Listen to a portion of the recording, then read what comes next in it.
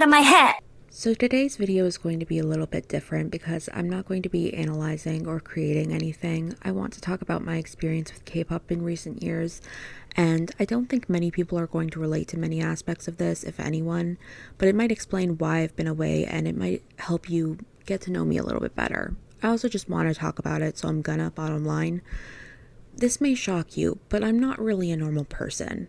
I don't know if I've ever personally met a single person that is more anxious than me, and that anxiety manifests in many strange ways. I am still exploring all of the weird ways my mind works and some of the technical diagnoses for such, but I can talk about symptoms forever. We're here to talk about how it relates to K-pop though, and that is also complex. So, I once joked that if I could have any superpower, I would want to always know the perfect song to play at that exact moment. And I think my brain latched onto this idea, the idea of there being a perfect song for a moment, but like really latched onto it and kind of went haywire.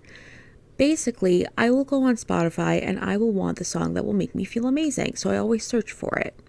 I spend lots of time searching, but not actually listening to anything, and give up, quite naturally frustrated. So I put on shuffle and hope that it works magic, but I skip and skip and skip and skip because it's not right, and I barely play anything. And if I listen, I'm not present as I do. I'm not really listening. So in the end, I'm not listening to music. I listened to Spotify last year less than a third of as much as I did the previous year, and I knew it was bad when, for the first time ever, my siblings listened to Spotify more than I did. That doesn't happen. It sounds stupid when I talk about it, but it creates real anxiety in me that makes seeking out music unpleasant. I also got this idea in my head that I needed to anticipate what my song of the year would be as 2025 progressed.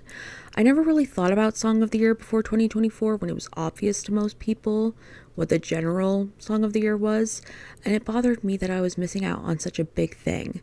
But I started thinking about it all the time. Every single new song I listened to, I was asking myself if it was song of the year, even if it clearly had no business in the conversation. It was on my mind constantly, and it was like like a constant dripping of water on your forehead.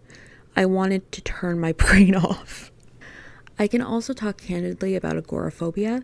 I leave my house maybe once a week. That one time is very optional, so I often skip it because I am a terrified person. I am chronically terrified. It shows on my face even when I feel relatively okay. But I live close to New York, so a lot of K-pop groups come here, and I always forget when the tickets drop that I am terrified of concerts perhaps more than any other type of event.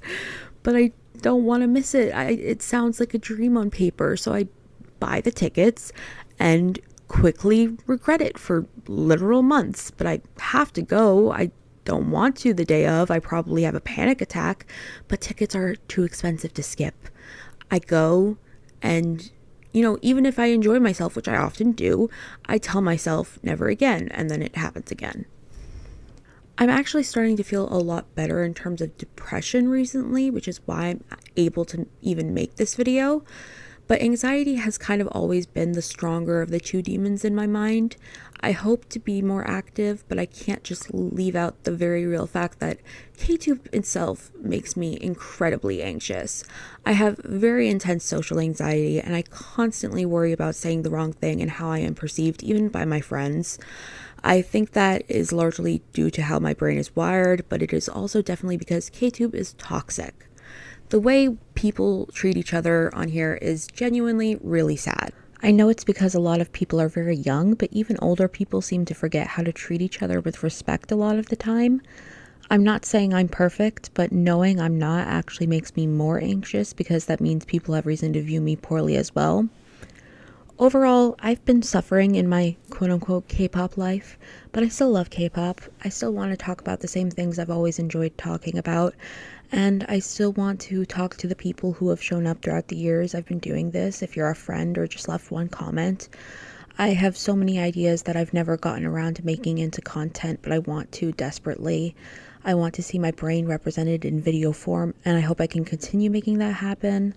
I want to reach 1,000 subscribers so badly, and I think I can make it happen eventually if I just try and if people continue to enjoy what I make. I'm hopeful This would never be a goodbye to the channel, no matter how terrible my head is to me.